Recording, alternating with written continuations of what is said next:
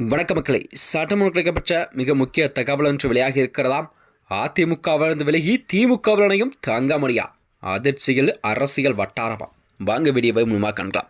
அதாவது தமிழகத்தில் வரக்கூடிய இந்த 2026 சட்டமன்ற தேர்தல் என்பது அனைத்து கட்சிகளும் எதிர்பார்க்கக்கூடிய ஒரு முக்கிய தேர்தலாகத்தான் தமிழகத்தில் வர இருக்கும் சட்டமன்ற தேர்தல் நடைபெறும் என்பதை மக்களிடம் ஒரு கேள்விக்குறியாக பார்க்கப்பட்டு வருகிறது. ஏனென்றால் மீண்டும் ஆட்சியை பிடித்தவன நிலப்பாட்டில்தான் அதற்கான வேலைகளை ஸ்டாலின் அவர்கள் ஓரணியில் தமிழ்நாடு என்ற பெயரில் தமிழகம் முழுவதுமே தனது பரப்புரையை மேற்கொண்டிருக்கிறார்.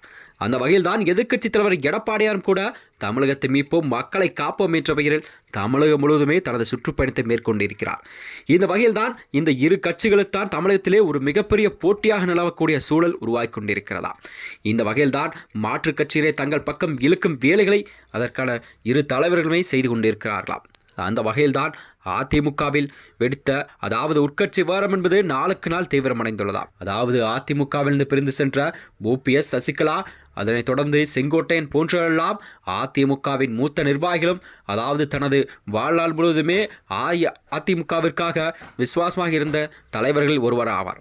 இந்த வகையில்தான் அதிமுகவின் மூத்த தலைவர்கள் ஒருவரான பி. தங்கமணி அவர்கள் கட்சியிலிருந்து விலகப் போவதாக சமூக வலைதளங்களில் பரவிவரும் செய்திதான் குறித்து அவர் தரப்பிலிருந்து தற்போது விளக்கம் அளிக்கப்பட்டுள்ளதா. அதாவது அவர் கட்சியிலிருந்து விலகுவதாக கூறப்படும் செய்திகள் உண்மையில்லை என்றும் அஇஅதிமுகவே தனது உயிர் மூச்சு என்று அவர் திட்டவட்டமாக தெரிவித்திருக்கிறார். அதாவது கடந்த சில நாட்களாகவே அதிமுகவின் பொதுச்செயலாளர் மற்றும் தங்கமணியிடையே மோதல் நிலவுவதாக, இதன் காரணமாகத்தான் அதாவது நாமக்கல் பகுதியில் இபிஎஸ் தனது பிரச்சாரத்தை தாமதப்படுத்தவும் தகவல் பரவி இருக்கிறதா. மேலும் தங்கமணி அதிர்ச்சியில் இருப்பதாகவும் அவர் விரைவில் கண்டிப்பாக திமுக பக்கம் இணைய அதிக வாய்ப்பு இருப்பதாக பேசப்படுகிறதா. இதனைத் தொடர்ந்தான் இந்த வதந்திகளெல்லாம் முற்றுப்புள்ளி வைக்கும் விதமாகத்தான் அறிக்கை ஒன்று வெளியிட்ட தங்கமணி அவர்கள் கடைசி மூச்சு வரை கண்டிப்பாக அஇஅதிமுகவே நாங்கள் நீடிப்பேன், எனது மறைவுக்கு பிறகும் எனது உடல் அதிமுக கொடியால் தான் போர்த்தப்பட வேண்டும் என்றும் அவர் உருக்கமான தகவல் ஒன்றை வெளியிட்டிருக்கிறார். இதன் மூலம்தான் இபிஎஸ்ஸுடனான அவருக்கு பிளவு ஏற்பட்டுள்ளதாக கூறப்படும் செய்தி வெறும் அரசியல் வதந்தி என்பது உறுதியாகிய நிலையில்தான் அரசியலிலே ஒரு புதிய பரபரப்பை கிளப்பியிருக்கிறதா. இந்த நிலையில்தான் அதாவது தங்கமணி அவர்கள் கூடிய விரைவில் திமுக இணைப்பது என்பது ஒரு வதந்தியான செய்தி என்றுதான் பார்க்கப்பட்டு வரும் நிலையில்தான் இதை பார்க்கப்பட்டு வருகிறதாம். மேலும் வருகின்ற 2026 சட்டமன்ற தேர்தலில் கண்டிப்பாக தங்கமணி, வேலுமணி மூன்று அமைச்சர்கள் எல்லாம் அதிமுகவின் முக்கிய தூண்களாக விளங்கப்படும் அமைச்சர்கள் என்றும் கூறப்படும்.